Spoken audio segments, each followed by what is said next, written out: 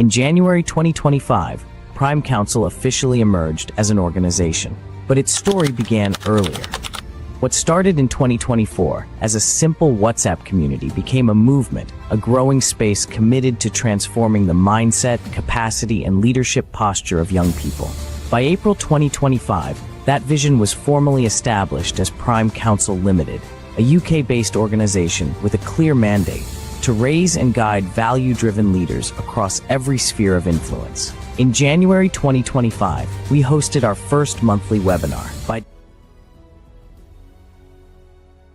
Hello everyone.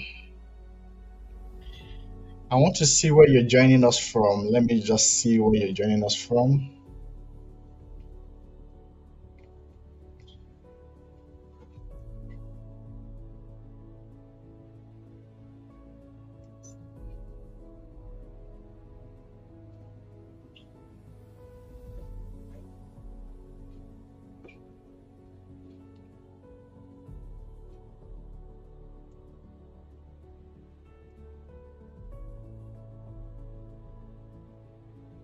Okay, that's good. And my sound is really clear, isn't it? Let me read it a bit. Yes, thank you. I can see Shepherd. I can see Blessing from Oyo.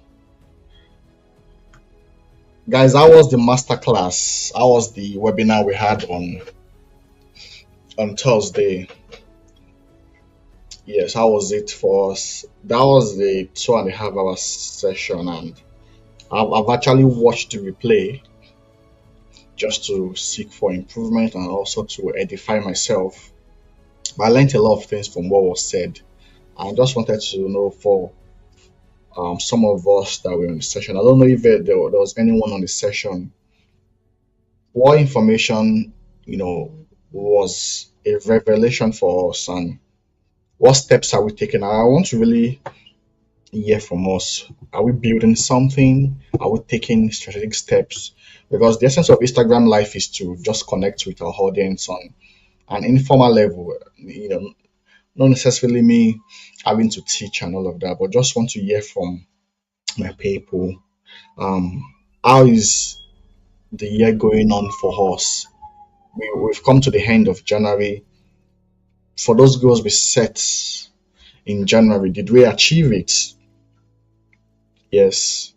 Were there any stumbling block that we think we need advice on, clarity on? The comment section is open. We're on Instagram, we're on YouTube. But also, I want you to share the links with your friends, especially the YouTube link, because some might find it difficult to join on Instagram. Or we're multi-streaming on 2 different platforms. Okay, so I just want to hear from us. How's the year been? January especially, because we know from life that if you want to go far in life, then it's always better that you start early. Definitely. And imagine you can hit the ground running by January. What will happen? Before other people wake up by, let's say, April, May, you've built a lot of milestones. Yes, for many of the great people you see in our world today, when you go check their investment quotients, not just in terms of resources and energy, but time, especially, many of those guys have been in the game for 10 years. For example, the creators economy. And do I even have my slides for? No, I'll cover that at the next webinar. That's for a major audience. The message to the black race is really important. One of the things that I penned down was that our parents who worked in or they lived in the education age, academics, just have your degree and all of that. Then we went to the, do I have it? Let me, achieving visions, do I have it? Slide, yeah. I think I have it open there. Let me bring it.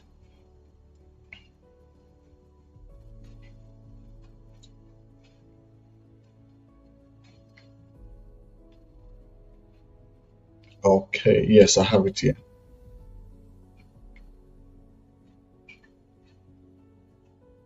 Yes, our parents lived in the job economy. They thrived in job economy, you know, getting a good job and all of that.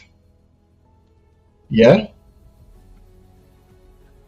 but we're living in a creator's economy. If you don't own anything, it's going to be so difficult.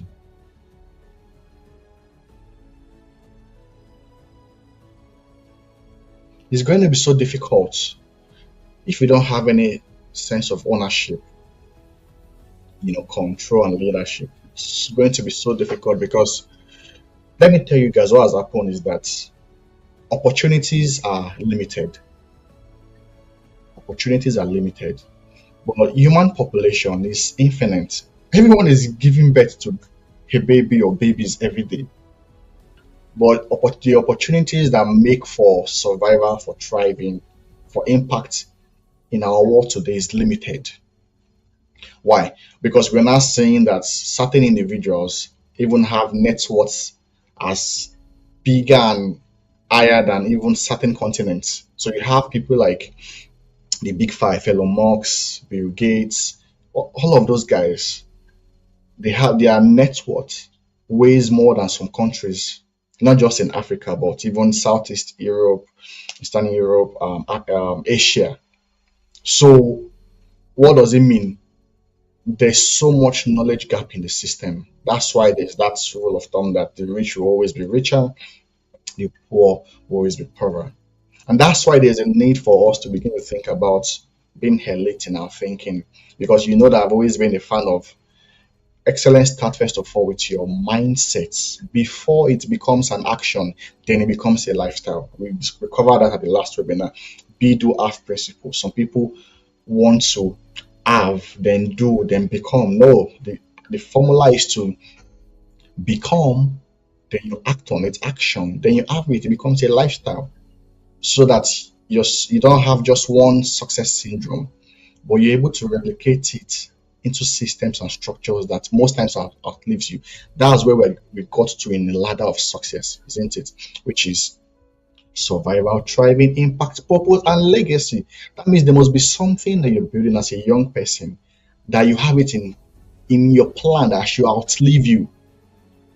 And that's one of the major things that has really affected third world countries. There's not consistency, there's not sustainability of impact, which is very, very painful. For example, I'm based in the UK. Some of the houses that we live in the UK has been there for over 100 years, 150 years.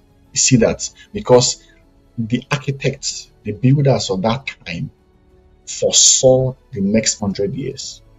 Now think about it, an average African, for example, doesn't even necessarily think 5 years. Yes, you should have all this kind of mindset. It's really important. So our parents lived in a job economy. Then we got to this gig economy, sort of freelancer. So you got to a point when if you have skills, you're able to trade, your skills for money, for opportunities, for resources. But like I said, human population is unlimited. There's no guarantee that any. That's why have you not heard of the agenda that they want to reduce human population, isn't it? And they have different sort of agendas and propaganda. For example, the COVID propaganda, you know, different propagandas. For example, in Nigeria, they're speaking about um, GMO foods and all of that, and different stuffs.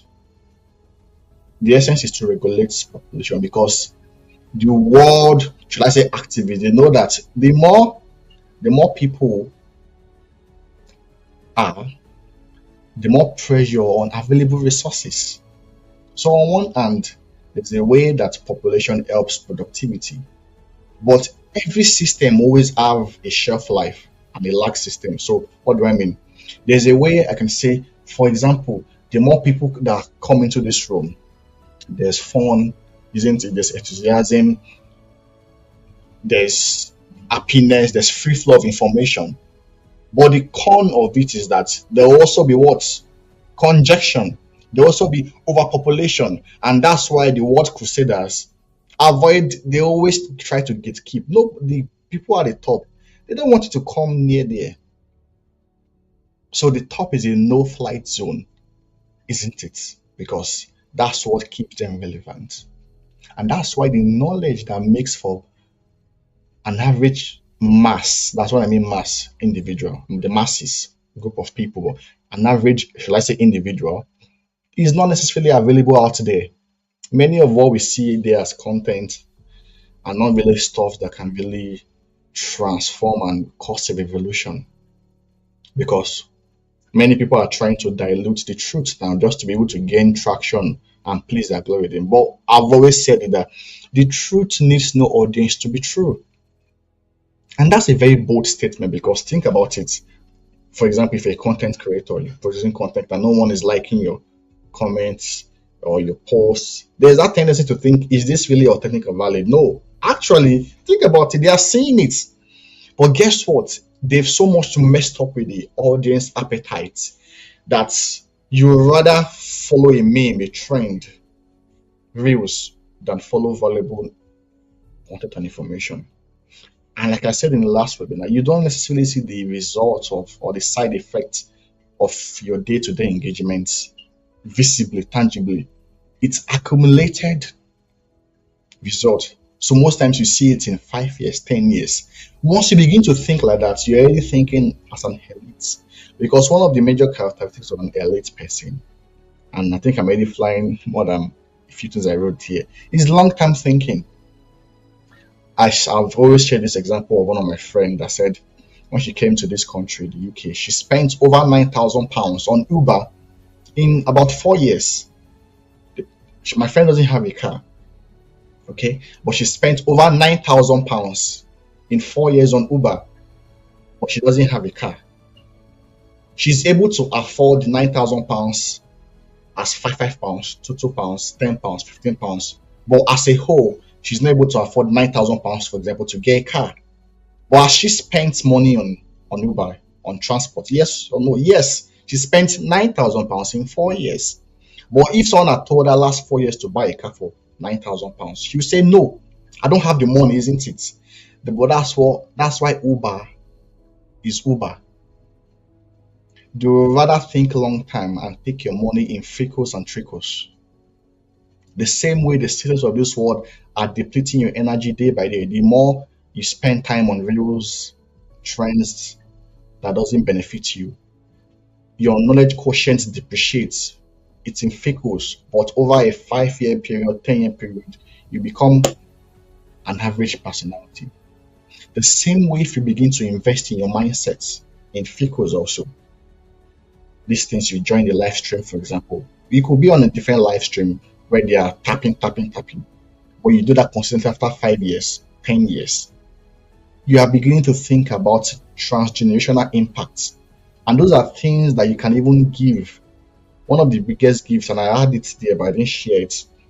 I'll cover a lot of things for the Black race in our next webinar on the 24th of February. One of the biggest gifts you can give to your children is a growth mindset, is a positive mindset. I was speaking to one of my mentees. We had a session today. I think yesterday or today. We had 2 sessions with them. And I said, the Bible said in Psalm 127, verse 3 to 4, lo, children are the heritage of the Lord. The fruit of the womb is his reward. But it says something really important in verse 4. As arrows are in the hands of a mighty man. Many people, unfortunately, they've been given birth to by average people, by an average man. Like all due respect to our parents, think about it. Many people have had to jack out, or what do they call it, just because certain people did not create the leverage. And now you're coming into a system whereby you're competing with someone that has the system at their beckon. People are, and that's what I've been saying it. You need to get back control and ownership of your life. Not just because of you, but because of your children. I was on my own mentorship call this evening because, of course, don't joke with it. I paid thousands of pounds for mentorship myself as an investment, and I was on a session this evening, just listening. And my mentor, of course, he said this example. They said there's certain minister in Nigeria. It's trending everywhere. But now you start seeing that he started raising his children to become politicians. And not the funniest thing, and he was saying that Is people like us or our uncles that will be going to their DMs to say, "Hello, my guy. Hello, my boss." Why? The elites are raising their own children to be elites, to giving them the leverages and platforms. But most of us, for example, and most of the people that I see around me, there's no any source of leverage. Everyone has to fight for their lot, which should not be so because the Bible said a good man leaves an inheritance, not just for his children, but for his children's children. Think about it. If you've got inheritances, are you going to be doing the same kind of job you're doing? Are you going to pick the same career choice that you've chosen or the kind of lifestyle you're living? If not, at the point in time you're 1 to 18 years old, you can say, "Oh, yes, my parents' decision and choices have shaped me." But once you become 18 and an adult, you begin to become like your life choices and decisions. So for me, for example, I've determined that I'm not just going to say, "Oh, I have children and God has blessed me with children." Oh, for example, I have a beautiful daughter now. Oh, some people will say, "I'm so lucky to have a daughter." Yes, I thank God I'm so lucky. But I must get to that point. My goal is to get to that point whereby my children look at me one day when they are more matured and say, "Wow, I'm so lucky to have you as a dad." Just because they go out there, they see the struggles that their contemporaries face and how they've been shielded from it through positive decisions, through leverages and systems and structures. So if we're speaking this evening about elite mindset, it's not just about money, money, money, money. It's leverage, relationships, mental capacity, mental capacity. It's really, really important. And for many of us that did not follow the live stream, um, you have to go watch it because I really flared off at some of my mentees that said, for example, one of them said, "Oh, my phone battery." The person is based in the UK. So these are excuses. These are excuses. And I had to start doing a role play of like, you can't get anywhere in life with this kind of mentality. And I want all my audience on Instagram, on YouTube this evening to get the point. You are the first beneficiary of your transformation, but you're also the first victim of the consequences of your choices. But guess what? Life is spirals down. So not just you, but the people connected to you. Think about how the lifestyle, the livelihood, the life outcome of your children, of your family will become if you became better. So that's enough motivation to begin to think like an elite person, cultivating the mindset of an elite person. When you go to our YouTube platform and you check all our live sessions, there is no session that if you just take one session alone, it will move you from, if you were at 5, you get to 8. Just one of those live sessions. And for few people that have joined my session, I want you to comment on those statements I've just made because we have some new people that have joined us. It's really, really important. Is it the emotional intelligence I brought in Mitchell?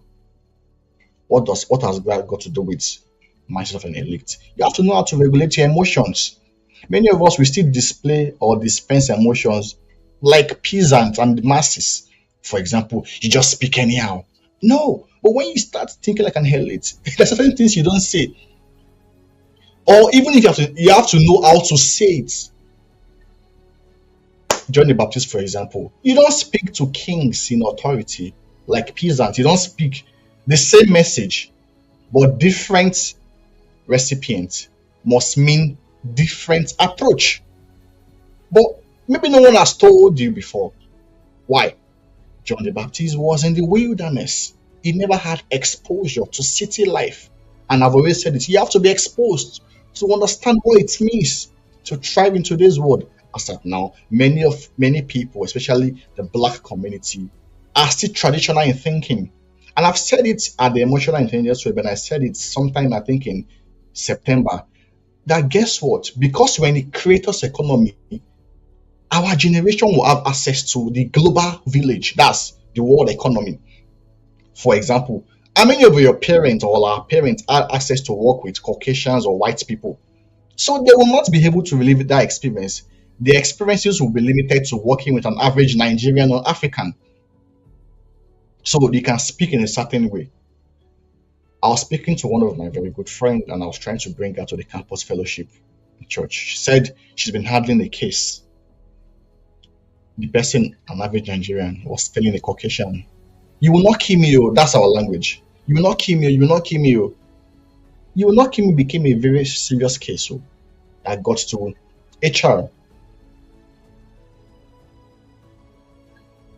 threat to life. That's what, accusation of threats or something like that. But you're threatening the person that you want to kill. And before you know it, it became a serious issue because of what? The bankruptcy of.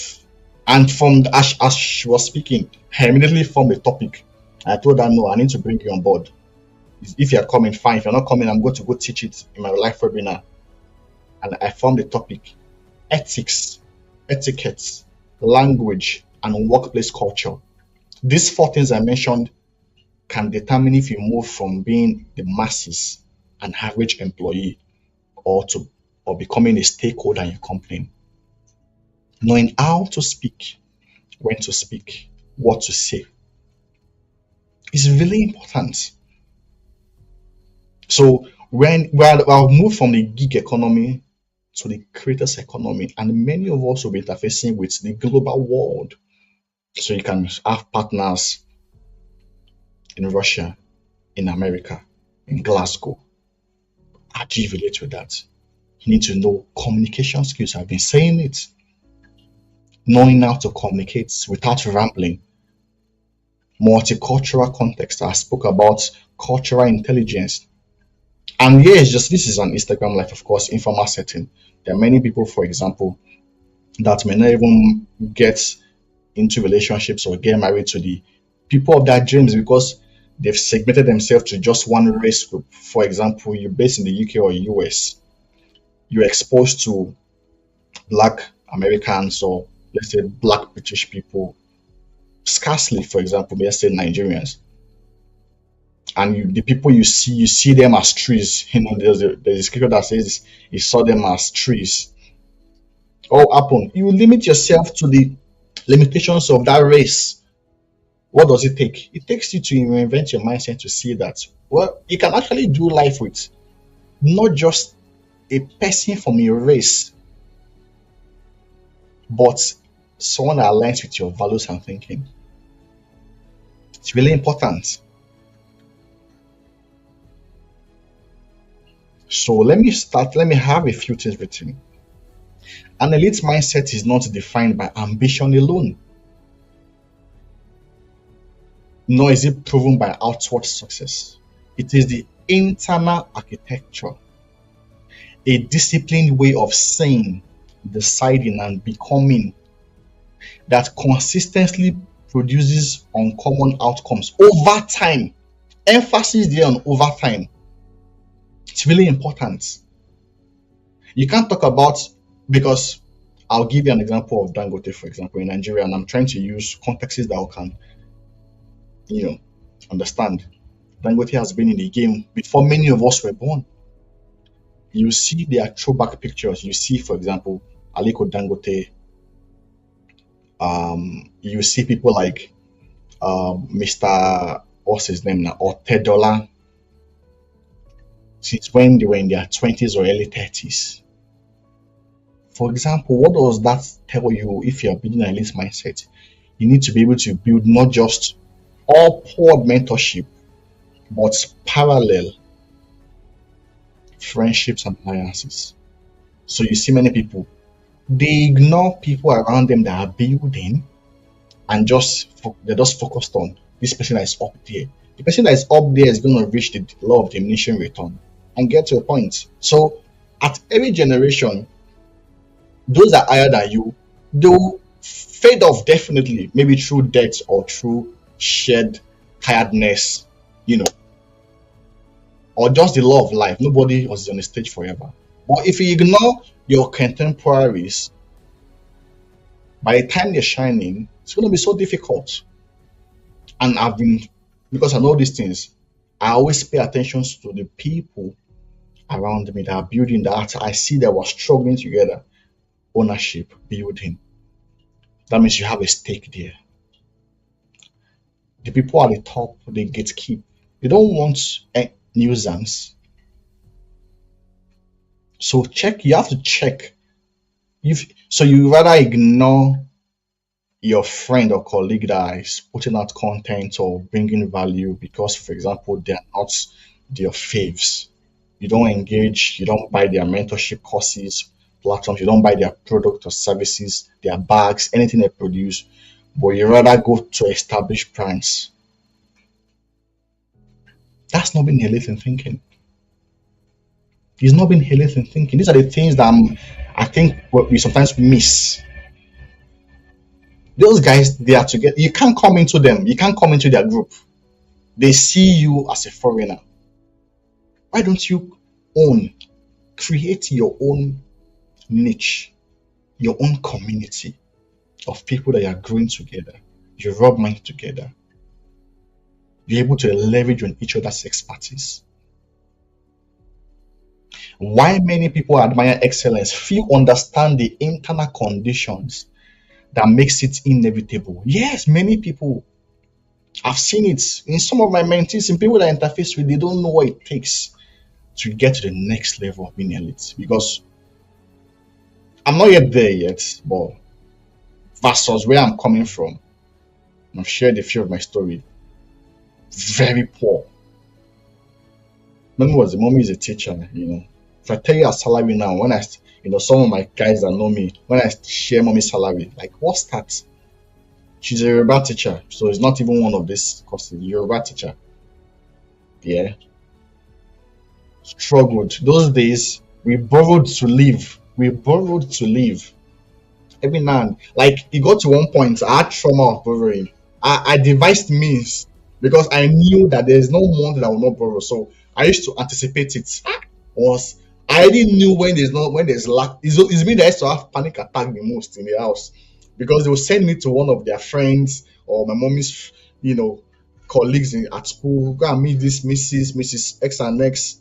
So I used to have panic attack and phobia. Once already getting to that lack phase, don't laugh at me, guys. I'll be like, hi, how will I interface these people again? And some of those awkward decisions. I remember some of those memories. You go there, maybe they are speaking to their friends or somebody. You not say, hey, what did your mommy say? You not say, my mommy said I should borrow 50. Jeez. And I'm so conscious of my steez and hi. Jesus, that was a label. That's how we lived. I'm telling you the truth, guys. So to think about it, that I got expelled from FOTA because we could not pay 49,000, I think 700 in 2011, 2012. We struggled to raise that money. I remember that they had to go take a loan, I think 20,000 naira. Then he went to meet one of his customers in the night. They almost kidnapped him or robbed him or something. Those are old memories.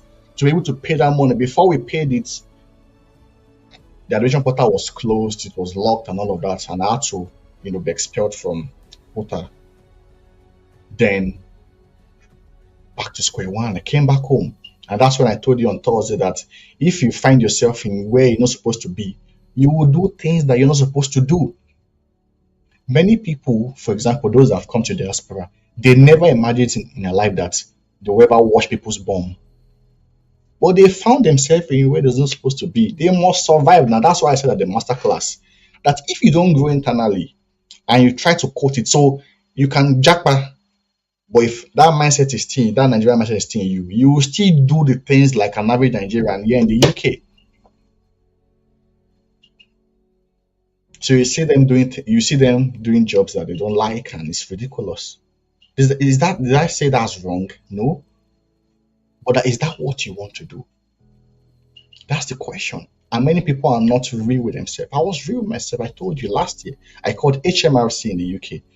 Said I'm no longer picking on this night shift. And yeah, it was cool money. You make some boxes of money and etc. But when I get into those words, I feel less anointed.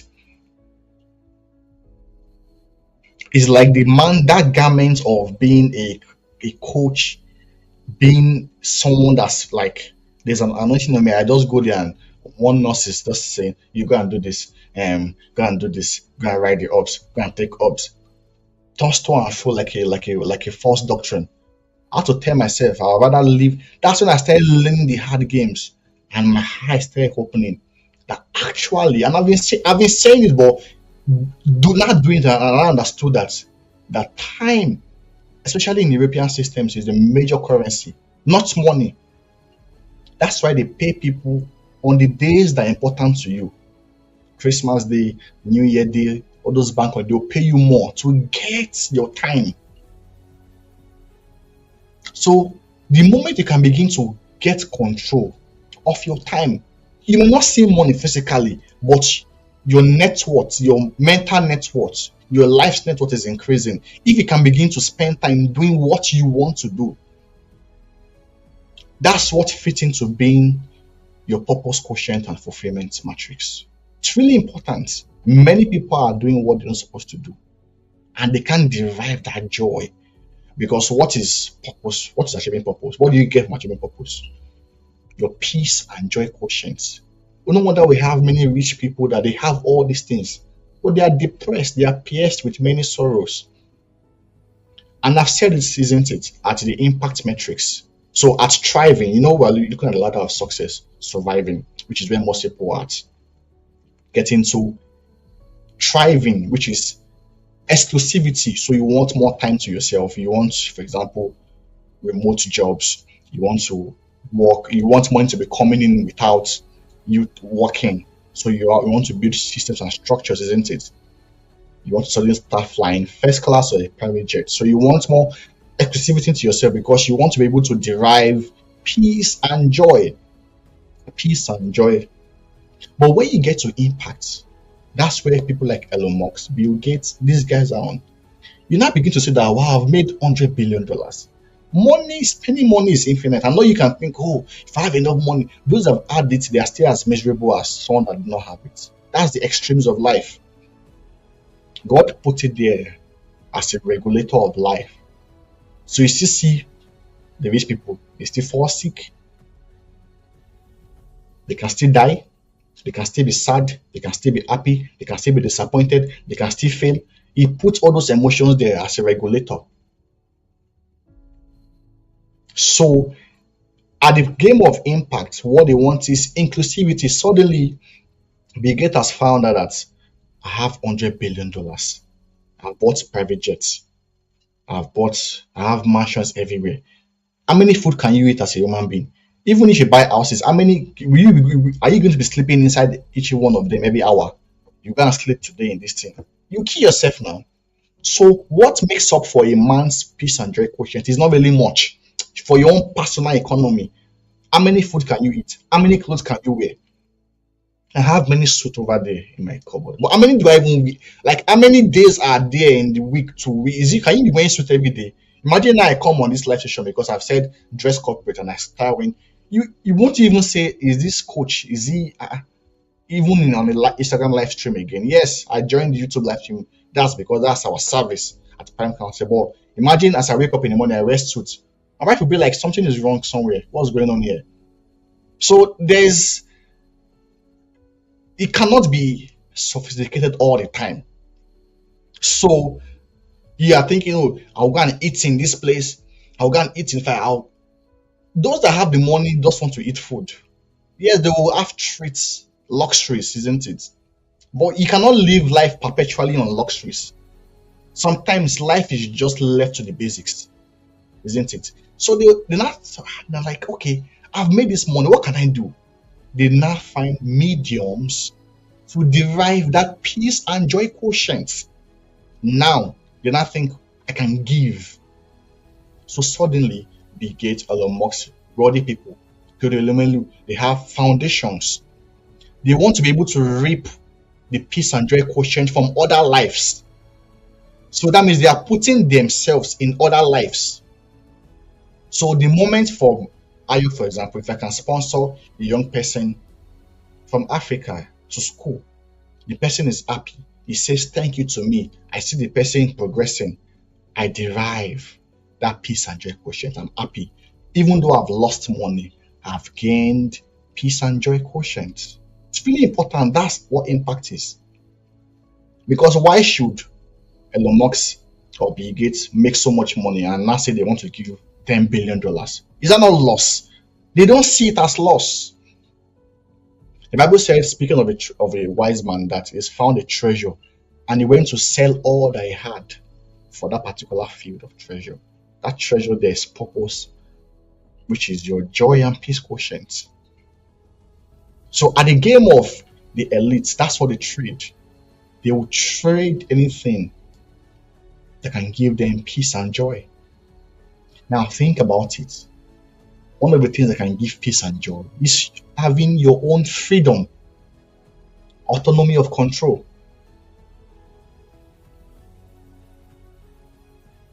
Yeah? Autonomy of control. Think about it. If you wake up in the morning and you don't have to go do the job you don't like, and you're able to just, do you know, guess what? You'll be more productive when you do the things that, if you have that internal discipline without any form of restriction, you will function in a perfect state of harmony rather than being coerced, doing things you don't want to do. Are we getting the point, guys? I want you to comment. I want to see the comment rolling to see that I'm really striking a chord here. It's really important. That's what we need. So freedom, it's really important. But of course, I've said it because we are building as young people. You may not necessarily see your freedom quotient metrics yet, especially if you are within 30 years. If you're within 30 years, 30 years is still young. Especially if you are coming from a place that has no leverage. You've still got, if you're going to live 100 years, that's still 70 years. That's still 70 years of a good life. So if you are 30 with no leverage, maybe give yourself 5 years to have that leverage before you begin to think about legacy and systems for your children and your grandchildren and all of that. But start first with even security. So that's why some of my messages is twofold. Today I'm speaking about jobs, how to get a good job, how to work in corporate organizations. The next day I'm speaking about disrupting the corporate system. Yes, because I know what I'm talking about. If I say, all of us now, ownership, you can't own a business. To run a business, you have to spend money. What we're doing at Prime Council is money conscious. So I know there's passion, there's the gift, but it's money conscious. Blessing can confirm, isn't it? There's money to be spent. Where do you get that money from? Once you have built a measure of security, meet your salary through your gift, then you can begin to outsource it. So it's a plan. So at its core, an elite mindset begins with identity clarity. It's really important. So I don't want to spend too much time on this live session because, to be very honest, many of us, we know these things. The question is, are we doing them? Are we having them as retentive knowledge, not just residual knowledge? You know, there's residual knowledge, what is stored here. But retentive is it's being used, activated knowledge. Many people don't activate it. I've seen it because you meet a guy, you start speaking to him about stuff, and he's like, he's even speaking more than you. I'm like, but I'm not seeing the result in your life now. Not even a measure of transformation is happening. At least there's the part of no outward visible results. But at least, barest minimum, in your utterances and your appearance, there should be. That one is so easy now. I don't need 5 years to know that you've read 5 books. Yes, to build a house might require a longer transformation timeline to own properties, to think business. But as simple as your lingua, your language, your ethics, mannerism, with few books, intentionality and action, you can change them in a night. Are you getting a point, guys? So for every result you want to achieve, there are certain transformation timelines that you need.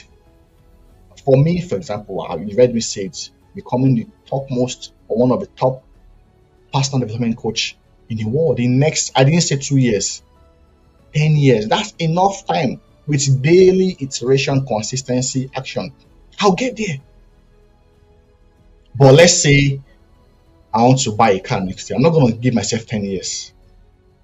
Do you know what model of car will be existing in the next 10 years? Maybe the room if everybody will be flying with private jets as Keke Napep in the next 10 years. So identity clarity. You've heard me speak about it. You need to know yourself. And I have different sessions on the live stream on YouTube for identity. Average thinkers ask, what can I do? Elite thinkers ask, who must I become for this outcome to be inevitable? Guys, let me tell you, you can be elite. I think John joined, isn't it? I can see Johnny Gallant. He's one of my homies from Kutai Kurudu, Lagos, Nigeria. And of course, you know some of those stories. But even as at that time, I never thought myself about myself small. As at that time, where I was back in the hood, I would gather people in numbers. We'll be speaking about. I've always believed in influence, and I said it at the live stream last. The world told you that you should not be popular, you should not be ambitious, you should not be influential, you should live a slow key life, a small life. That's the issue. Is there any elite person in your favor, your celebrities that are living average life? No. Even the ones that are so modest. I'll give you an example. One of the people that I've seen that portrays that true picture of modesty, but also that has achieved great things in life is one of my revered mentors, Apostle Selman. You will see that he's more conservative in terms of luxuries. But even at that, does that mean because he's humble, he wears Bendon Select or Kreka or charity shop? No. When you go see what he wears, his quality. That means at a level as an elite, your barest minimum will be luxury to compared to the masses. That means the way you behave, you think, it stems from your identity. You have to know that you're not the masses, you are an elite. Establish that fact first of all. That for me, as a personal agency, as a personal entity, I'm an elite. Now, if you have made that bold declaration, now you begin to do a mindset rewiring, recalibration. Will an elite person go online? How many elite people do you see blabbing on Instagram, on TikTok? Or the first point is, who is even an elite? Because we have many people that elite is class, not classlessness. We have people that are hungry, that have fame, that are looking for fame, that have fame now. Those are not the kind of people I say should be like. They cannot have any legacy. Legacy what? One of the things that's being an elite person, you have to be maybe not just in power, if not just in power, but near power, access to power. So do your voice matter in the grand scheme of things? Who must I become for this outcome to be inevitable? First of all, you have to become a leader. You cannot want to cultivate an elite mindset being a follower, because followers follow. You take instructions. I said it there. Guys, if you have not joined the YouTube live, you've not watched it, go watch it. I said it there. Bible says, write the vision down. Those that write vision are leaders. Said that he may run that reads it. It's followers that run. Who spends more energy? Follow the one that is running. He spends more energy. But he's running on whose mandate? The person that wrote the vision. So you must begin to think the grand scheme of things. I had to learn these things when I got to BT. Those days, I'll also get to work. I want to work. Before you know it, I've worked on this report, and I'll meet one of my manager and say, no, think high level. That what will Barry think? That's our senior director. How does this fit into what we are doing at capacity and planning? I'm like, sometimes that document at the end of the day may not be relevant, but I've learned to think high level, to see the grand scheme of things. And it stems from what? Problem solving, creative thinking, critical analysis. Those 3 things I've always said it in my sessions. This shift is foundational. identity clarity. Behavior flows follows identity. So your behavior, what you act out, your actions is a function of your mindset. Excellence is first a mindset before it becomes an action, and then it becomes a lifestyle. But many people want an excellent lifestyle by acting on it without having it as a mindset. But I'm showing you here that behavior follows identity. You act the way you are because of who you are. You act the way you are because of who you are. Identity governs standard, your principles. I remember those days I was back home in Nigeria.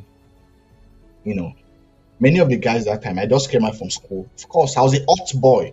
Came out from Ghana. The following girls everywhere. And I remember those days we were talking about standards. That I've got high standard. I cannot follow local girls. No, I'm just using examples that I can relate with. Say do something like your standard is too much. What do you mean my standard is too much? There was a time, and I shared a bit of that on the live stream. There was a time I was with somebody, and a particular lady's call came into my phone, and the lady I was speaking to, said, this lady is calling you. That for this lady to be calling you, you're that valuable. She went to break up with her boyfriend. That she must date me because this particular person can be calling me. Look at that. For guys that are on this live stream, elite mindset, like I said on the live stream, nobody lives who is valuable. Nobody. If they left you, it's two things. They don't know who you are, or you don't know who you are. You're not that valuable, or they themselves don't even know how to recognize value. Standards are really important.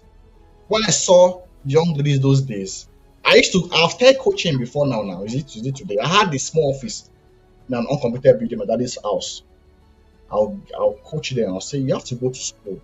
There was one I she wanted to date me. I said, my journey is still far. Who are you is doing dating at this level? That was many years ago, 2016 or 20. You have to go to school. They've graduated now. Some of them come back to me. They send me messages. I will say, oh, thank you very much. I see many of them on Facebook. Yeah, they're now big ladies. Now imagine I'm sharing my stuff as a pastor training coach, and let's just say, for example, I've trained everywhere in the community. That's them painting my image there. When an individual anchors their self-concept to convenience or comparison, their growth plateaus. It's really important. It's really important. But when identity is anchored to responsibility, stewardship, and long-term contribution, discipline becomes natural than forced.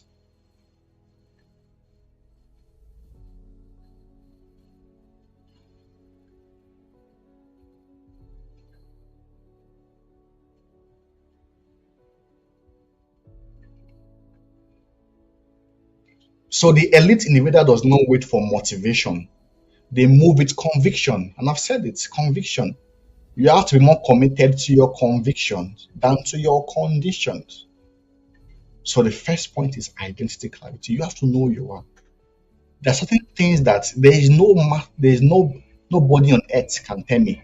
Like, imagine you come and in the guys to correct me. Let's say an older person. And I say, oh, why are you doing there? You're very useless. You're very stupid. Just get out from there, you. Some people they'll say, oh, yes, sir, yes, sir, yes, sir. Thank you because of how big that person is. Because I'm trying to build an elite mindset. No, it can't happen. You correct me even as except maybe at the Lord. Even God, do God really insult people? Let's think about it.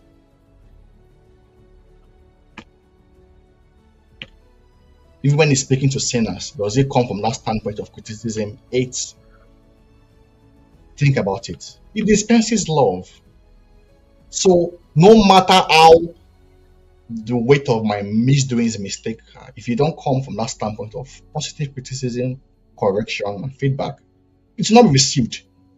I'll rebel against it instantly. Why? I've learned as a psychologist that when you receive negative criticisms, feedbacks, and you accept it as a truth, it damages your self confidence, your self esteem. Does it? You can relate to this example. There was a time I was talking about me going global, and people were like, "Oh, you're speaking too. It's too bold. It's too proud." And subconsciously, you begin to reduce the weight or the volume of what you're saying. Before you know it, you start thinking local and settling for local because why? Certain voices were given a space in your head. You give certain voices space in your head. So what do you have to do? You garrison your mindset. It's a no-go area. You don't allow anybody just come into it, all in the name of I'm giving you a feedback. Yet feedback can be received, but must not be taken. You can receive feedback, but doesn't mean it must be acted upon. In fact, that's not even a note. Decisiveness is really important if you want to have an elite mindset. You have to be decisive. Discretion. Decisiveness is really, really important to build an elite mindset. Second point, standard management, and I mentioned a few of that. The difference between the elite and the average is really intelligence. No. There are many people you're better than, but they are the elites. Think about it now. Have you not met some great people who are like, I even know more than this person, but there are certain body of information they know. It's tolerance. Average minds tolerate delay, distraction, and decline. Yeah. We tolerate it. And that's why I've been speaking about positive aggression. Aggression, microaggression. Not just at people, but yourself. You can't take things, you can't do things. You're building a startup brand and just doing it. Maybe if you remember it after you've gone to pick your shift or work. Okay, let me even do one post. Okay, 2 posts today. Okay. That's what some people are doing. Today we still onboarded somebody into Prime Council. Why? How can you be starting and be relaxed like that? Why? You're not building to become an elite. You just want to Coach Aya have said we should even be doing content. Now let me even be putting content. I've like people that have been forcing to put pictures on their Instagram, on their LinkedIn, and positioning. I will say, see that a man is diligent in his business. But when people hear is diligent, like I said, what they saw in that scripture in Habakkuk 2 is that write the vision down and make it plain that he that read it may run with it. What they've heard is wrong with it. But they've forgotten that you have to sit down and write the vision. Solitude, stillness, write the vision. That's the hardest work. The person that runs doesn't need any form of direction. It's just speed. But you see, direction is harder to get than speed. Take that from me. To get direction is harder than speed. You don't need any form of, external motivation or, how do I put it now? The energy level that you need to regulate or maintain direction is higher than speed. With speed, like for example, you grow old in age just by existing on this earth. You don't have to do anything to become 30. Just wake up every morning, sleep, wake up, you become 30. But to grow in wisdom, to be strategic, it's manual. You have to learn about it. So growth in terms of age is automatic, but growth in wisdom is manual. It's really important. Thank you for those that have joined this evening. Can you just put your names and where you have joined us from? So nice to see you. ID Great. I've seen Okunola, Love Steve, Love Zona, Samuel Uka. Just mention your names and where you've joined us from. Thank you for joining this live stream.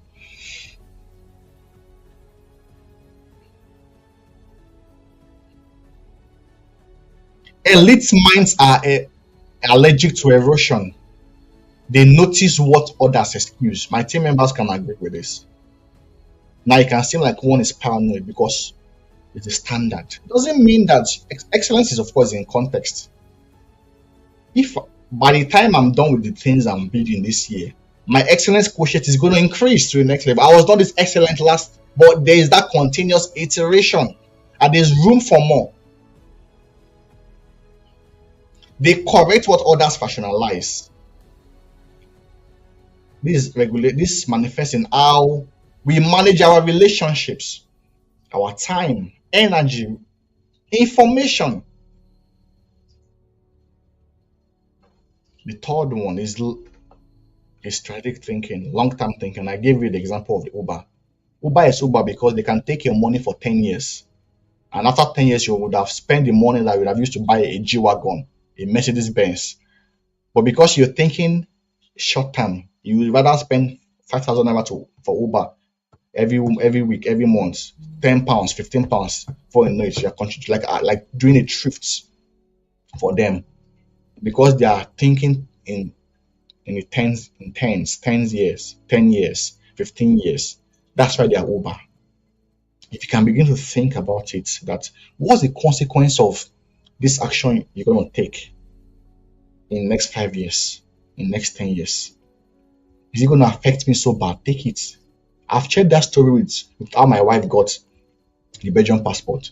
It was available those days when she was born, which is 30 years ago. People were laughing at her mom when she was processing it. They had the opportunity to, but they didn't visualize the effect of this decision in the next. Look at now. You can't get that kind of opportunity anymore. Can't go to Belgium. I've been telling people, don't just do things on time. Do things in time, in the season allotted. That means you must check if you want to become an elite person this year, next year, next 5 years. What are the elite people doing? So even on your Instagram because these are the things. Who are the people there? So what is your idea of being elite? Is it just people that are shouting online? Is that if that's then fill them with that and follow their lifestyle? Because you cannot say I want to become like this person and you're not willing to follow their lifestyle. So on my YouTube now, what do you see? Sermons, speeches, programs of great people I follow. Dr. Sam Adeyemi, Apostle Joshua Selman, great people, Tony Robbins, Apostle Femi Lazarus. Those are mental picture of what I want to become. I'm proud to follow their lifestyle. Of course, not with 100% acceptance anyways, because you remember it's your own personal economy. That's why it's called personal development. It's person-centered first before the outward action. But you can always make sure that as much as possible, you're able to imitate and replicate. Think long term. Last year, we've made thousands of pounds of investment for our life, for our family, for my daughter, because I've seen that it's going to be treacherous out there. I've been speaking to young people, to students, it's really disheartening. One of the things that I regretted was not having corporate life or work, should I say, work culture or corporate world experience in academic settings. I spoke at the campus fellowship meeting yesterday and Sunday. I was speaking to them and I told them that, guys, you can think, oh, university, that's what the university portrays, that's all there is to life. No. Especially in this part of the world, 3 years as a BSc, you're done. Get out. Nobody retains you as, they say alumni or something, but they don't have any agenda for you. It's just they can only engage with you if you have only achieved something. Imagine, how can you say you're an alumni and you're still struggling? You're picking shit, you're not available. You even have time to do any alumni meetings or anything. It's only when you have autonomy over your time and resources that you can say you want to give back to your school. The someone that is looking for a shift, looking for daily bread. When you think about one school or one university, so your shelf life in your universities is just for BSc 3 years, master's degree 1 year, you're done. So the out there is the main, that's what you should be focusing on. But what they've portrayed in schools is that all what they're offering is all there is. It's not true. You go out there and most of us become dundies. This was me. I've got one master's degree. I've got one MBA degree at BT. They don't even know I have those two degrees. Do you know? Because it's not relevant. So when I speak out of passion, they're like, what? I'm a student. You're gonna go out there. You see our graduates, PhD degree holders, doctors are looking for jobs that those understand these things have been able to build and secure. So you see PhD degree holders going to pick shifts because they think it's just about having the degree paper. The paper is up there in my bag in my wardrobe. You have to yes, at a point in time it can be a leverage. It can be, but at night it's not a leverage. What do I do? And I've been saying you don't just go to school because now you have to position yourself. What kind of courses will be relevant in your current world? Don't go and do traditional courses. That's what I've been saying. If I knew all these things I'm sharing today, I will not be at this level. I've been saying it, guys, learn Excel, PowerPoint, AI. They're like, okay. You go there to the corporate world, they will tell you to go and present to stakeholders. Maybe you have been praying 100 days and you've been fasting to become a director. They will tell you to address stakeholders. You can't communicate. Like light of the world cannot communicate to 100 people. You can't convince stakeholders. You can't say no, you're wrong there. Somebody was on my session this morning, and we're seeing job descriptions on LinkedIn. Ability to challenge senior stakeholders. Someone that has been trained to always say, yes, sir, yes, sir, yes, sir, my Lord, my God. He wants to challenge his director. Or where? Microaggression. I've been saying it. People say, one of my mentees said something. He said, yeah, aggressive. I said, I'm not aggressive. Stop that. I'm very friendly. I'm very caring. Most people don't know me. I've been a victim of bully. I've seen people disrespect me. I've seen that in this life, if you don't have any sort of leverage, control, and power, they'll walk over you and trample upon you. But the moment you begin to come into self-realization, identity, clarity, you know who you are, then you're not becoming a walkover. But that means people will not trample on you and they will feel hurt by that and they will try to gaslight you. So you're overconfident, you're proud, you have ego. But if you don't know your truth and your core identity, you will take their advice, so they will say, I'm giving you a feedback. That's what it for it. Even when it's solicited for, doesn't mean it to be taken. All the great people, there's nobody that's achieved anything in life without an extreme sense of self-confidence. That's what you see. But internally, it's needed. They'll make bold statements. Up till now, for me, for example, I love Cristiano Ronaldo. I still believe Messi is a better football player than Cristiano Ronaldo. I still believe. But you never hear him saying that he believes he's the god of football. Or is that a belief that works for him? Not my belief. But not the funniest thing, many of you die and fight with people that believe that Ronaldo is better than Messi, or Messi is better than Ronaldo. They kill themselves. Other people achieving their goals as elites. You are there fighting. I'm Messi fan. I'm this thing fan. I'm David fan. I'm this thing fan. I'm this thing fan. I'm Messi fan. I'm this thing fan. I'm the Democrat fan. I'm Trump fan. Leave the masses, bro. Leave the masses. Become elite in your thinking.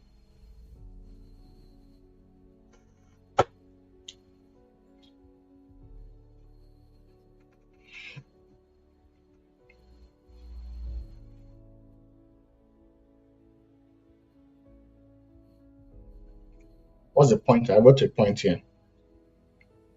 They willingly absorb short-term discomforts to secure long-term leverage. The Uber example. This is why they invest early, train quietly, and build invisibly. Do you know the funniest thing? My daddy told me a story many years ago. The school my mom is working in, he said that my mom she's working there for many years. He said they used to pass through that place. Those days they were building, they saw them building that school and like, they're building this school. Is that school my mommy? Well, that's the school I graduated from. All my siblings went to. I have 4 siblings that all of us finished from. That school is like a legacy in that part of the world, in Nigeria, in that area of Nigeria. But they saw them building it. They didn't contribute They're like, oh yeah, that's this. His own money, his own added money that was not enough, he had to go pay it to them. He had to go pay it to them. Quietly, we are building prime council. You know the funniest thing? I see colleagues, people that you expect that I should really own up. They're just watching like,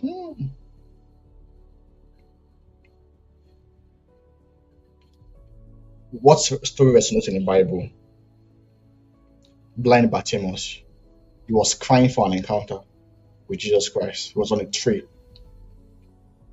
And people around him said, no, don't disturb, you're shouting. He was not crying to you. He was crying for an encounter with Jesus Christ. But guess what? They were the ones that said, arise, he calleth thee. If you're not desperate enough, if you're waiting for your friends, your people to support you, no. That's not their duty. But it's just unfortunate that most people, that's why those at the top, the elite, they are lonely. Because they start off, let's just say, with 50 people. Along the line, they probably end up with just 2 people that think like them. So that's why I've always said it. There's enough room at the top, but it's also lonely at the top. And I've always said it, just in a joking manner, that there's one of your favorite artists that says lonely at the top, lonely. Because at the top, there's not competition, there's no overpopulation, but it can also be lonely. So that's the check and balance for those at the top also. They now try to over maximize the relationships around them. It's really important to think, to build quietly, to train quietly. It's not really everything that I know that I share on my live streams. Though. There are some things that if I don't implement them, I can't share. I must be the first beneficiary of that knowledge because I know how much I paid. Told you I've paid thousands of dollars. This year, I'm investing again, my coaching license. Go check how much coaching license is. I applied for Jeshetti's coaching course, $7,800. They billed me. Vosis own was, I think, 3,000 something or so.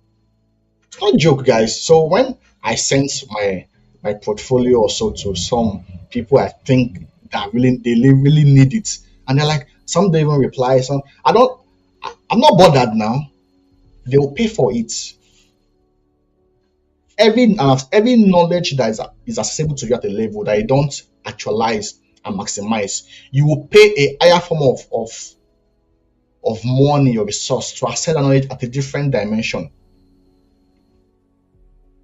So most of the people that I know that these guys are going far in life, I'm connecting with them. Partnerships, I'm bringing them on my platforms, engaging in their contents, making sure that I'm a contributor to what they're doing. Some I believe in you, I believe in what you're doing. For younger people, believe in what you're doing, investing. There's a law of life that regulates that if you give value at a particular level, you cannot be small. The Bible says no man light a candle and put it under the bushel. It said no man, it's an aberration. It can't happen. So at the level we're going at Prime Council, it can't. No, where are the audience? They're everywhere. We're working back end to build our systems, all our processes. I had a call this evening with the website guy because I can't be dealing with people that are pricing mentorship call for $500 or pounds. No, what would I use that to do? All my sessions, I overgive. So I've told the team, for example, I'm discontinuing one-to-one mentorship because I know for those things I share, because I end up oversharing because for me, I'm just a giver. And I go back thinking, this was supposed to be a 1 hour call. We spent 2 hours, 40 minutes. My wife is angry at me. But the guy that I'm mentoring doesn't even appreciate it. He can't even book for a further session. So I'm saying, wow, we need to get serious here. Why? The rich are gatekeeping, the elite are gatekeeping knowledge. They are not bringing anyone in their circle. The only alternative is to build a community, parallel movement, sideways movement, and use the power of community and partnership and collaboration to scale life. The probability of someone just lifting you out of the merry clay up there, it's so low. It's so low. because you've not built trust, you've not built dependability. For example, if somebody come and ask you, oh, I just need 500 million there for it. Can you afford it? No. But that could have been something that would have taken you to the realm of billions if you had it. It's a long game, guys. So structures, like I said, that makes excellence repeatable. What other people call talent is often the visible output of invisible systems. And people say, they are seeing prime concept post online everywhere. Say, no, there's a team. I'm paying them for my salary that sometimes you can feel like it's not even enough. It's a sacrifice because I'm becoming elite in mindset. In the next 5 years, no, something people will not even have. They will just say, I knew prime council. That's what they'll say. I knew where they started. Like the same way my daddy said it many years ago. I know. I know when they started. So it's not just about having age mates. Make sure you have destiny mates. So there are many emphases I've been saying this evening. Destiny mates. There's one of my friends, very close friend, said, no, you have to start your stuff, your dance stuff. I started it.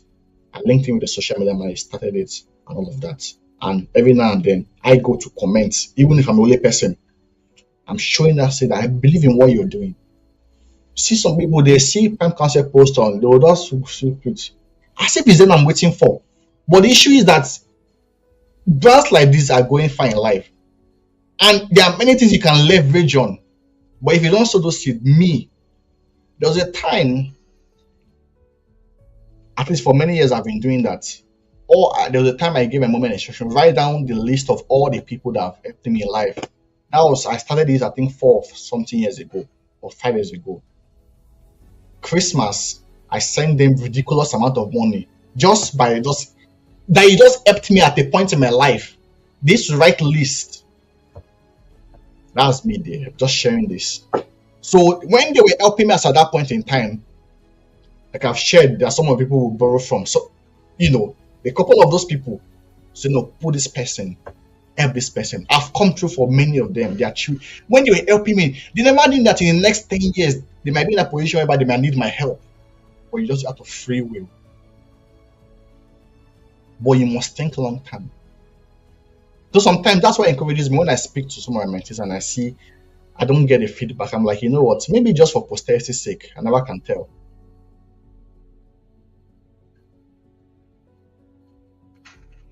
Equally important is mental sovereignty. The ability to govern one's inner world regardless of external conditions. You must be ruthless. Your internal world must be a nation. My mentee was like, how do you manage your time? I'm like, what do you mean? By getting to nations, we are just playing here now. We have to build capacity to be able to do so many things. Active in church. The Bible said in Romans 12 verse 11, not slothful in business, fervent in spirit, serving the Lord. Romans 12 verse 11. That means for you to see, look at that. Those are 3 requirements that people fail in life. Not slothful in business, number 1. Fervency in spirit, number 2. Serving the Lord. Many people crumble at even actualizing one. They'll say, oh, my business, my job, my work is not letting me pray. It's not letting me serve the Lord. But God is saying, bro, to meet my desires, you have to be excellent at 3 of them. Not slothful in business. That means go to night vigil and pray all night or do anything you want to do all night or read. But you see that workplace, don't go there and go and sleep. If they sack you, my grace will not cover you. That's what he's saying. So it's you that know how to manage yourself. Why? Take away from your unproductive hours. You're sleeping 8 hours. They've told you sleep 9 hours. Oh, maintain balance. This life, somebody died. He collapsed yesterday. Those are lazy don't die. Those are sleep. Those are on the bed. Those people that are on the bed, they don't die. Say work-life balance. That's what they always say. They say work-life balance. But what they didn't hear in that statement was the first word is work. Work first as a young person so that you can enjoy life and have balance.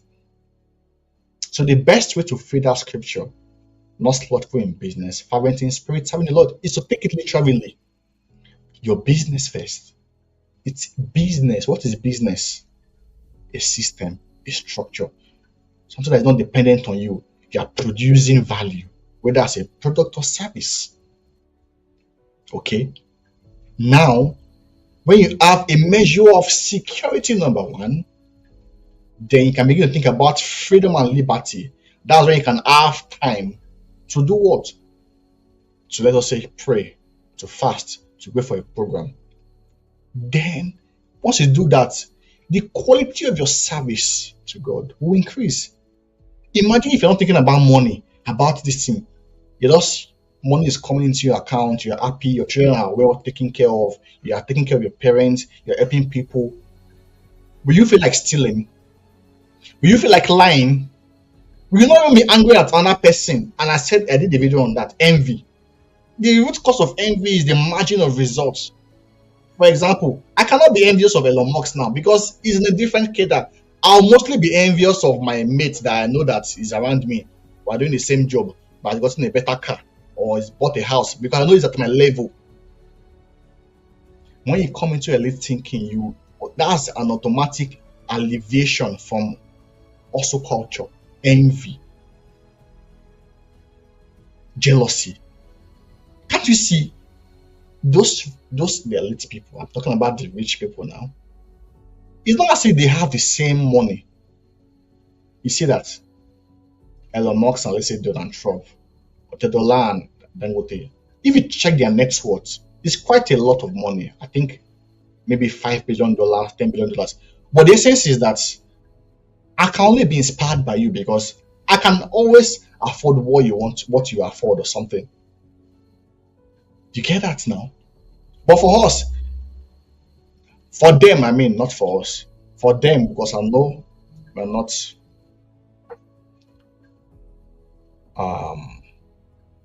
the masses.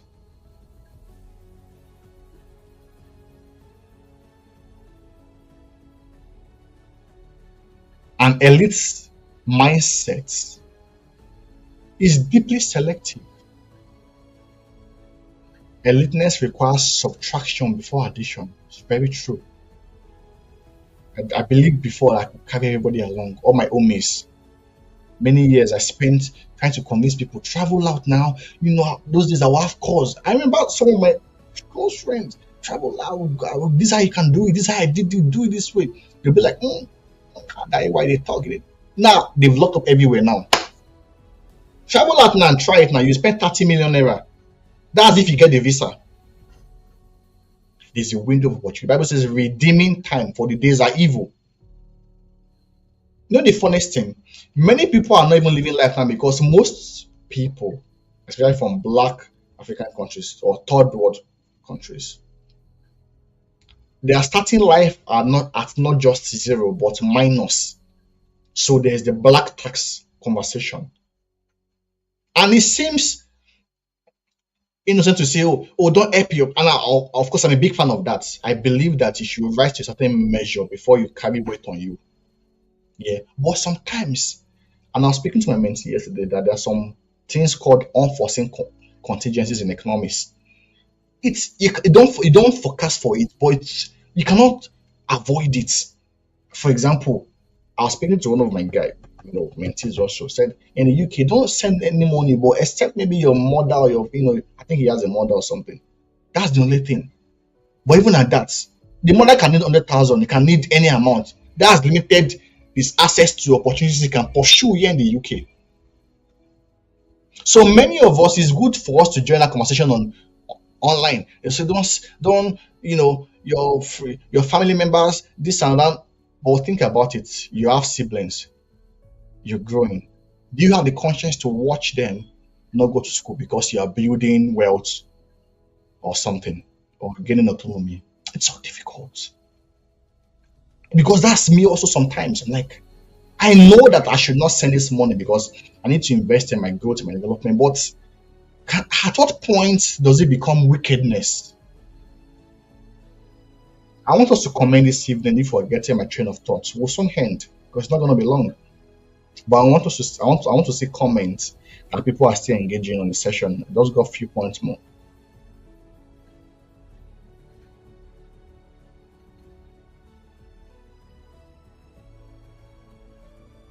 At what point does it become a smart decision or does it become a wicked decision? So there's a struggle, especially. So it's good to own up your journey. Where do I stand? So one of the things I've been doing is to make sure that I invest my mindset in my siblings' life because that's also a form of investment. That's how you invest because they are much younger than me. They will live in a world that I may not have the leverage to compete in. Your children, like I said, as arrows are in the hands of a mighty man. So it takes a mighty man to shoot an arrow. So it says, so are the children of your youth. And so when I speak to see guys, I say, oh yeah, I want to give that at 50 years old, you are changing their past. You have not redeemed time, or you are starting life at that's negative now. Because go and check most of the elite people. Go and check. I'm talking about, I was reading the open heavens that it said one of the things that's helped them in ministry is because they were able to got married early and he gave birth early. So they were able to nurture their children and focus on ministry. Let us take that example. They finished school early, he got work early, was able to build a house early, for example, in Nigeria or something, and focus on other things. Early is always better than never. Early is always better than late or never. Not every opportunity deserves attention. Not every voice deserves access. Yeah, not everybody. So I have to so be I used to think of myself as someone that is really, of course, I'm influential, that is really present in people's life. Like, I have a stake, like I want to see you. That's my wife has to tell me, say, you know what, you have to leave all these people alone. Some of your friends that you spend time calling, convincing them on how to dress well, on how to get married early, on how to think big, leave them. Before you know it, you become a nuisance. And I had to take that lesson. It became a hard lesson. And now, for example, before I'll be on calls. Now my phone is mostly, I have to focus on my own destiny. But I've been actually, I'm near, I'm in a better part of my destiny than trying to carry people along that are not trying to get to your destination. That's why that relation came out. That the journey of 1,000 miles does not begin with a step. You must ask who is taking the step. The journey of 1,000 miles begins first of all with a willing mindset that makes a decision to take the first step. And that's why sometimes I get angry because I don't. So when I see people and I see how they behave and maybe we miss on, I'm checking for their willingness quotient.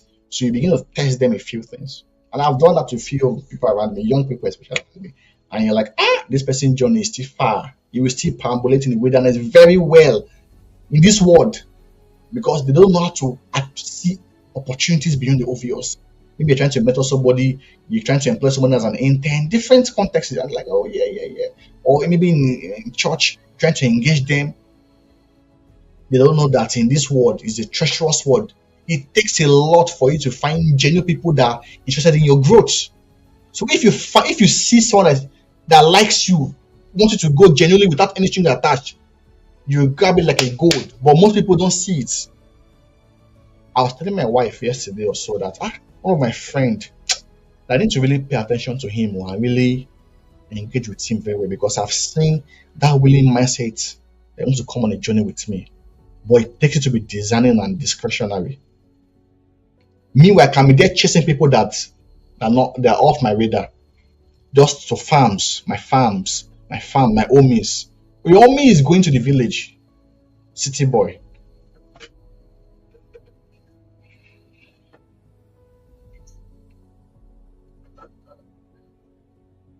Are we still on this live stream this evening? I want to see our comments. I don't want to speak out of passion. I will close very soon. I want to see our comment before I continue so that I know I'm not speaking to the wind.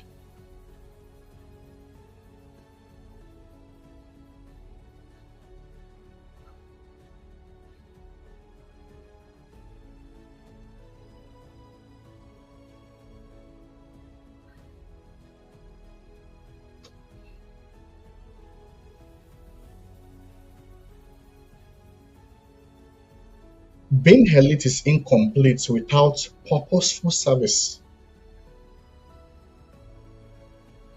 True elite thinking transcends self glorification. It recognizes that influence is a responsibility, not a reward. The highest performance eventually shift from success to significance. Really important. To significance.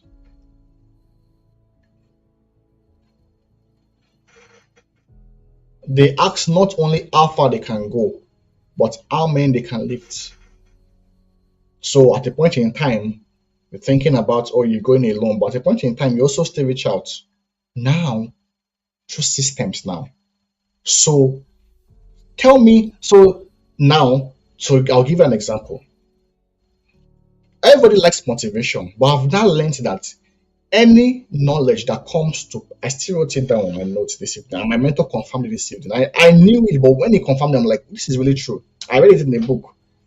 Any knowledge that comes at a free cost cannot be taken. Those that pay attention. So you want to, so come with me, oh, Coach Ayo, that stuff, how do we open this? No, book a vision clarity call. That shows that you value that information. It's not that there's a quote that says business thrives when family and friends pay. That's one of the major issues that have been limiting a lot of family and friends around greatness to grow because they want it free of charge.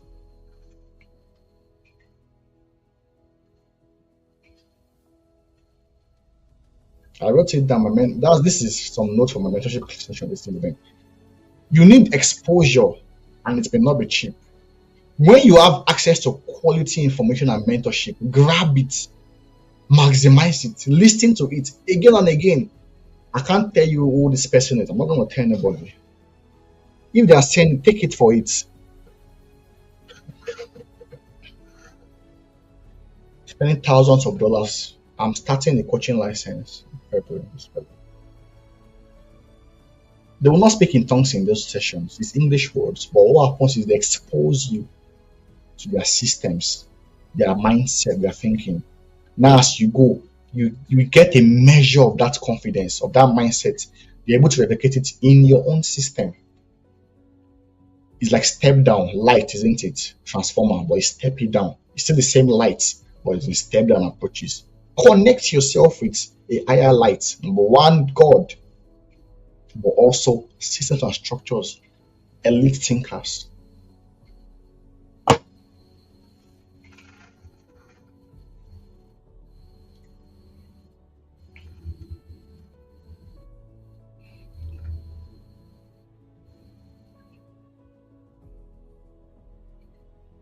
Many things have been shared there. Establish accountability structures, mentors, metrics, reflective practices that exposes blind spot and enforce growth.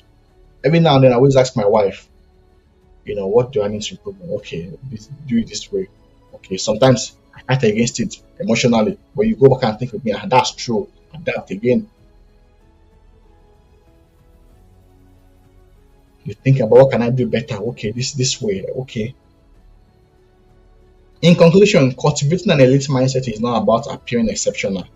It's about becoming internally ordered.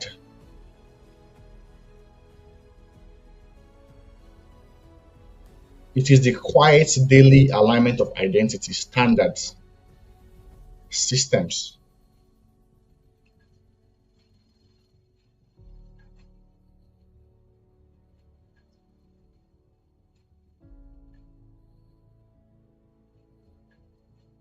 You have to become elite in thinking.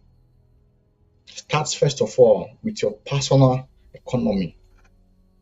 You're trusting God for a house, a big house. Okay, that's fine, that's cool. It's on your prayer list. But are you taking care of the one room that you are in? Can he host a king at that level? These are the things. I've not seen anything in parables. They know me in the house. Everywhere must be ordered. Everywhere. You can seem paranoid, but I said no. Because My parents have houses, isn't it? I see how when tenants misuse houses and like, but you want to build your own house one day. How is that going to happen? Because they think like average people. No sense of ownership and leadership and initiative is really important. I always said in, I think Luke 16 verse 11, if you are not faithful in unrighteous mammon, who will commit unto you true riches? That's to for God to give you a real blessing. It checks basic things of life. That's said unrighteous, fickle things of life, your laundry. As simple as that. And I've used this example. If you do the like in your workplace, mistakes and everything that can avoid it, be like, oh, let me just something like that. If I give you a plate of jollof rice and or fried rice, freshly cooked, chicken, everything is nice, and I just put a small drop of feces, cow dung, just a small drop, and you say, oh, hey, why did you do that? What's wrong with you? And I say, oh, sorry now. Oh, is it not just cow? Let me just clean it, and I use my hand to clean it away. Just my hand to clean. Will you eat that rice, even though the cow dog is no longer there? No, the memory of the cow dog has been amplified more than even the savviness or the sweetness of the fried rice. That's the same way silly mistake reduces credibility for many of us in our workplace. Simple mistakes. I have people that for example, you don't really trust their sense of discretion or judgment because over time they've shown that they are mistake conscious, like prone, grammatical errors, punctuation, send emails apart, you do things. I can't trust you with mighty tasks now. So as you get far in life, your error of margin should decrease. That's one of the major metrics of checking that on your route to. That means for every dependencies or every deliverable, check that there's what's the error of margin in terms of your mistakes. So the margin, your mistake quotient, is it reducing? You cannot keep on making the same mistake every day and say you're becoming elite. No, what's that? In terms of iteration, yes, they are coming into different zones, different systems, different activities, yes, but doing the same thing, for example, and every day the same correction. No, that's an average person. First time,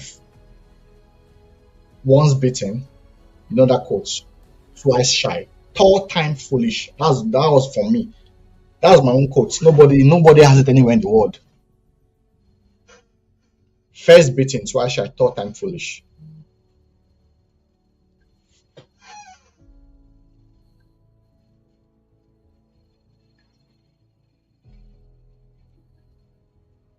Do we have any questions for me this evening? You can drop your questions on the chat.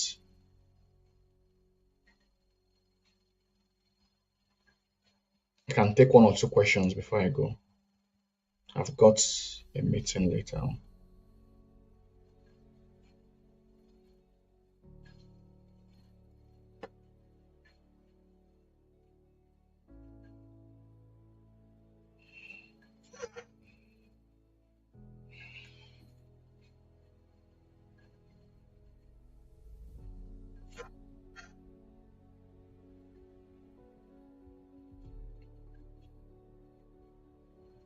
Okay, if there are no questions, I just hope we've been able to just touch on the topic of becoming elite thinking. You said identity, clarity. You must know who you are. You must know who you are. Second point is standard management, managing your standard, your systems. Third one is long-term thinking. It's really important. Fourth one is strategic intentionality. You have to be intentional about everything you do, your appearance, your communication, your perception. You can even, communication is what you say, perception is how your audience hears it. But you can still go further down, not just to say you've communicated clearly, but even investigate how you're being perceived. That's what Jesus Christ said. Who do men say I am? Because it's not just about he knows who he is. He is the Son of God. But he wanted to know what's the perception out there. It's really important. What do people think about me? Not because you're not confident, but just want to be sure that there's no any wrong narrative. If they need to correct it, there are many school of thought. People will say, "Don't defend yourself." Don't they will take you to the prison. You don't defend yourself. God, my mentees know why. Now on my sessions we speak about absolute truth and contextual truth. Many people confuse the two together. Absolute truth, contextual truth. That's one of the major crises in our world today. In Christianity, in politics, people make contextual statements. It's perceived as absolute truth. People make absolute statements. They contextualize it. That's it. Guys, I hope I've been able to do justice to the session this evening, and I'm so much committed to your growth. Thank you very much for joining us. Follow us on Prime Council, on our Instagram page. We're building something really global, guys. We're getting to the next level. Follow us on TikTok also. That's our TikTok page, Prime Council hyphen. Engage with us. Can you subscribe also to our YouTube channel to ensure that more people are able to view our videos. But if you also want a place like a library and archive, our YouTube live sessions have got lots of resources that if you take just one as a test, just test it. Just go randomly to one of the sections and just test that, oh, these guys have been making so much noise. Let us even hear what they're talking about. Just go click on it, join for the first 15 minutes. You will not want to leave. So thank you very much, guys, and see you again for our next webinar on the I think I have it here, on the 24th of February. Unlocking your genius status. It's going to be a continuation. I have a message for the black race. It's really important that, of course, last time we did 2 hours 20 minutes. It was explosive, very, very explosive. So you have to be there. But till then, see you next time.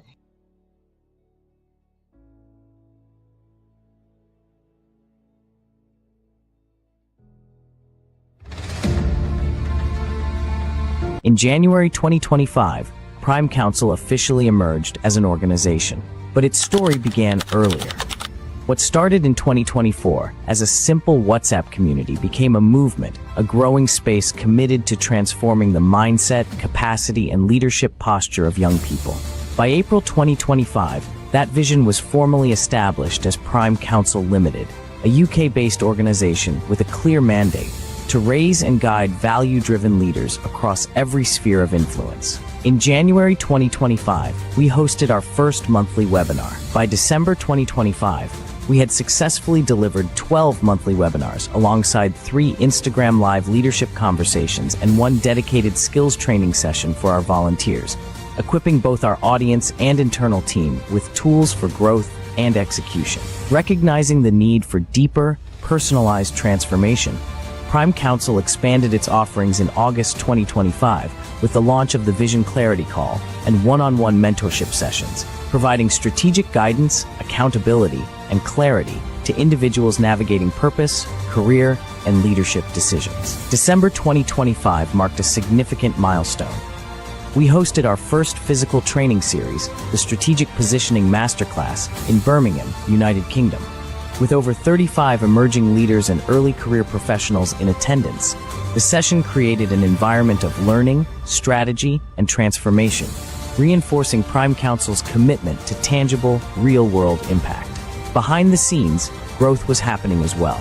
Our team expanded fourfold, growing from 2 to 8 dedicated members, significantly increasing productivity, collaboration, and delivery capacity. This growth reflects not just numerical expansion, but a strengthening of systems, structure, and shared vision. Throughout this journey, Prime Council has remained anchored to excellence at global and godly standards, guided by our foundational pillars: impact, influence, income. As part of our commitment to accessible transformation, we also launched our first digital product, the Prime Council Personal Development Guide, now available on our website. This resource serves as a practical framework for individuals seeking clarity, structure, and intentional growth. Prime Council is more than an organization. It is a platform, a pipeline, and a purpose-driven movement. And this is only the beginning.